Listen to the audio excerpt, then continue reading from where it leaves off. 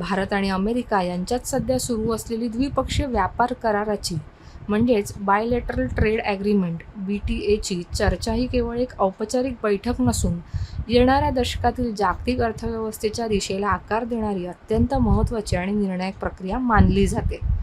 20 ते 22 एप्रिल 2026 दरम्यान Washington DC येथे सुरू झालेल्या या उच्चस्तरीय चर्चांमध्ये भारताकडून वरिष्ठ अधिकाऱ्यांचे सुमारे 12 जणांचे प्रतिनिधी मंडळ सहभागी झालं असून या चर्चेच्या पहिल्याच टप्प्यात कराराचा प्राथमिक आराखडा निश्चित करण्यावर विशेष भर दिला जातोय. ही चर्चा का महत्त्वाची आहे हे समजून घेण्यासाठी सर्वप्रथम आपण सध्याची जागतिक आर्थिक परिस्थिती लक्षात घेतली पाहिजे. आजच्या घडीला जगभरात पुरवठा साखळी म्हणजेच सप्लाय चेन पुन्हा मांडली जात आहे. व्यापाराचे नवे ब्लॉक्स तयार होत आहेत आणि देश आपापल्या आर्थिक हितसंबंधांचे पुनर्मूल्यांकन करत आहेत. अशा परिस्थितीत भारत आणि अमेरिका हे दोन्ही देश एकमेकांसाठी केवळ व्यापार भागीदार नसून दीर्घकालीन रणनीतिक आर्थिक सहकारी बनण्याच्या दिशेने वाटचाल करत आहेत.